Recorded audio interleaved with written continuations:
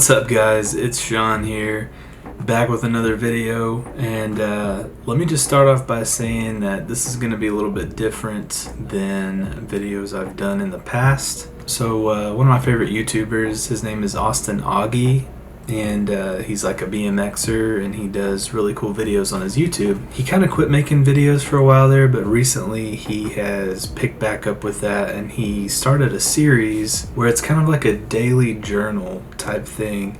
And you know, his life is probably, well, I don't want to say his life's more interesting, but the things that he does are more interesting to a YouTube viewership, if that makes sense. So I mean, things from my day-to-day life will probably, you know, be kind of boring compared to that. So what I'm trying to do is, if I'm being honest, let's just call it like it is. I've been basically in a depression funk for probably the last 4 months solid, at least 3 months, somewhere in there. The month of August really gets me, and a lot of times I'm able to climb back out of that before hitting the valley again around the holidays. This time it's just been pretty steady, and I've been doing my best to like go through it. But I was talking to a friend of mine as well as talking to my wife, and I thought it would be good to maybe do this daily journal thing about how I deal with depression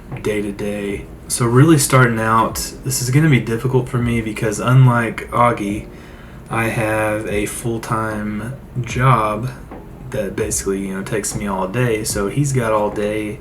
That's all he does is run his YouTube channel, and he's got a photography business. So doing that, he's got all day to do those things and shoot his videos in between. So for me, it's going to be a little bit different because I'm going to have to try and work it in among other things. And I'm also going to have to do this part of the video. You're going to see some other footage, and that other footage is going to be what kind of took place during the day. This is like my sit down, like journaling time. So it's going to be kind of a retroactive thing, because right now I'm reflecting on a video that I shot a few days ago. So let's get right into that part. I don't know what's going to happen with this series that I'm doing. My intention's not to really throw any kind of a pity party for myself. I'm not looking for sympathy, anything like that. What I'm trying to do is to possibly help someone who may be in the same boat as I am. And if this can be an outlet, you know, or a tool that someone can use for their own, you know, their own journey, then that's what this is for. So to cut right to it, I don't want to make these super long. I would eventually like to make these more artistic in my shots that I'm doing. It's just kind of going to be a building stepping stone. I've already put this off for 4 days. So I wanted to start October 1st, and the footage you're about to see is from October 1st. Just so I'm not talking about this forever, let's jump right in. So October 1st, every year, the first Saturday in October, is the Czech Festival in Yukon. That's Czech, Czech. So Yukon was founded by Czechs, people that came over from, at the time it was Czechoslovakia, now it's two separate countries, but that's a history lesson for another time. So with the Czech Festival, first thing that really starts it off, I mean, there's some booths that are open, I don't know, 9:30ish, but usually between 9 and 10 is parade lineup, because it starts off with a parade. That's kind of what signifies the start of the Czech Festival, unless you're counting the carnival rides, which start the Friday night before. 10 o'clock is when the parade starts. So this year I took Austin, my daughter, she's going to be 4 in February. She and I went together and we walked around a little bit. We found us a good spot in front of Redbird Coffee House and watched the parade. Meanwhile, Laura, my wife, and my middle child, Declan, they were both in the parade. So we were just kind of waiting to see them go by in the parade. My oldest son, Kellen is level 3 autistic and mostly nonverbal. He really doesn't do well with crowds. So taking him would not be very fun for him. So fortunately, my mother-in-law was able to watch him while we did that. Anyway, after the parade, we kind of walked around a little bit, and the crazy thing is, if you don't leave, if you're not close to the food vendors, it's really difficult to get in the line for that. So we decided to just leave and then come back later. So we went ahead and left after the parade, went and got some lunch, and ate that at home. And then we just kind of chilled for a while. But then we did decide to go back later, and we took Kellen after. In the afternoon, there's not nearly as many people there, and so there's some craft booths that we checked out, as well as we kind of looked at some of the other stuff in the downtown area of Yukon. And Kellen, he was good. He really liked the kettle corn. He loves kettle corn, so we were able to find him some kettle corn, and he was a happy camper. And the other two kids, they like kettle corn as well, but they're neurotypical for the most part, as far as we could tell, so it's not as difficult with them. And we checked out a new mural that's downtown that's really cool. But really, like I said, the point of this is I want to talk about, while I'm in the valley, as I like to say, of depression and anxiety, I approach things differently, and I just wanted to let you know what it's like for me in those situations, like going to an event with thousands of people, being in a parade, where it's just shoulder to shoulder people. I've gotten really good at masking, and for those of you who don't know what that is exactly, basically it's almost like acting.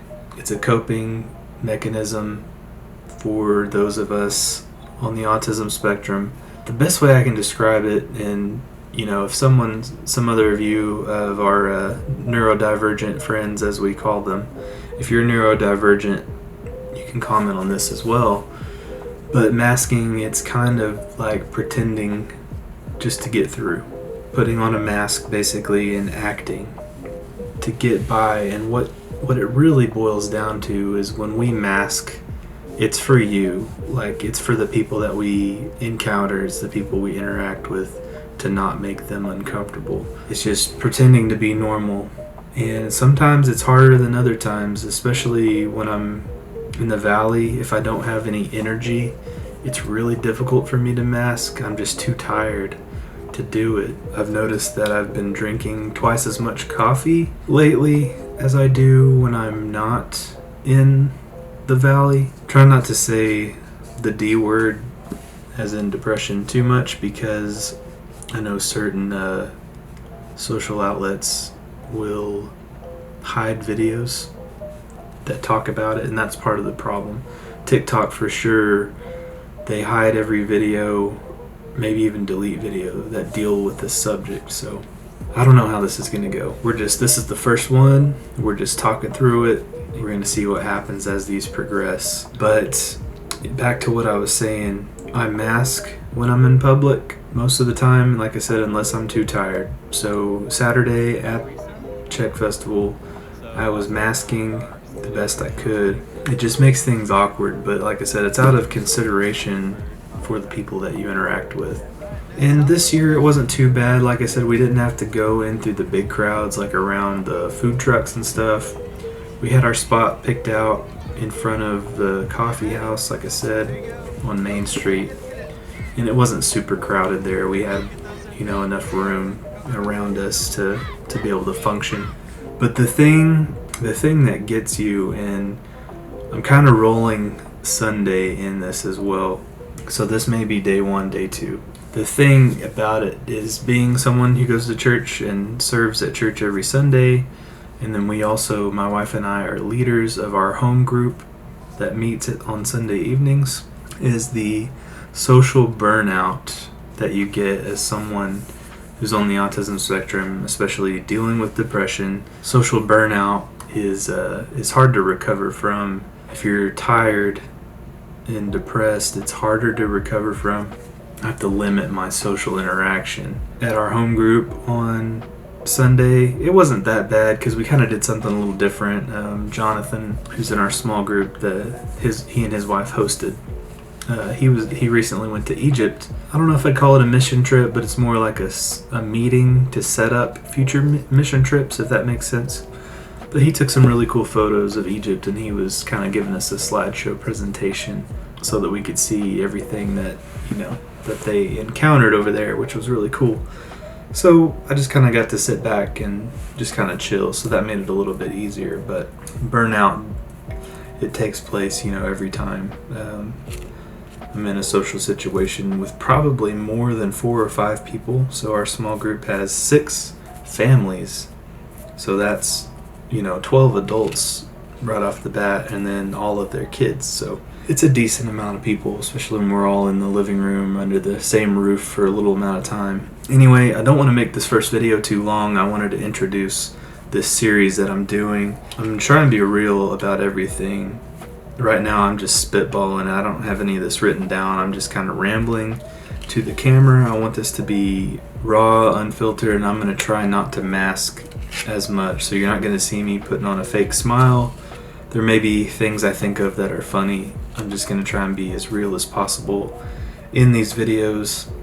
And like I said, hopefully this helps someone. I'm just going to document. I'm trying to do this for the month of October. I may carry it on into November. It just depends on how everything goes. The other part of it is I'm a really harsh critic of myself. If I don't like the way something looks that I've made, it may or may not see the light of day. This will be the first one. We'll see how everybody reacts to it, and we'll see. Like I said, I just want to help someone. If anything, it helps me just to unload all of this. And if I can help someone at the same time, then I'm all for that. So anyway, like I said, this is day 1. Technically, it's the 4th day, but the footage that you're seeing of Czech Festival was from day 1 of October. I won't do things every day because there's some days where there's just not anything going on, and I don't want to bore you all unless I just need to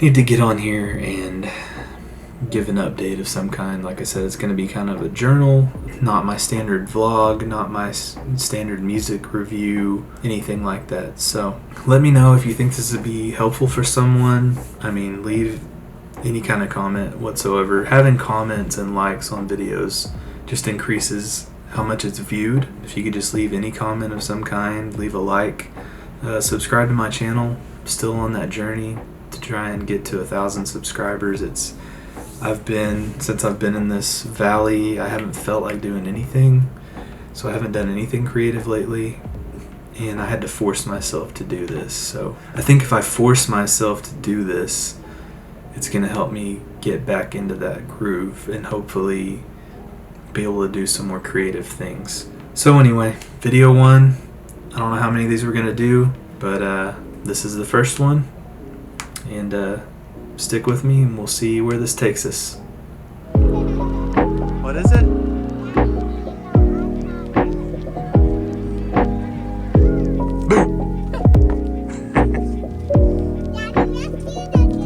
Okay. Wow, look at all the books.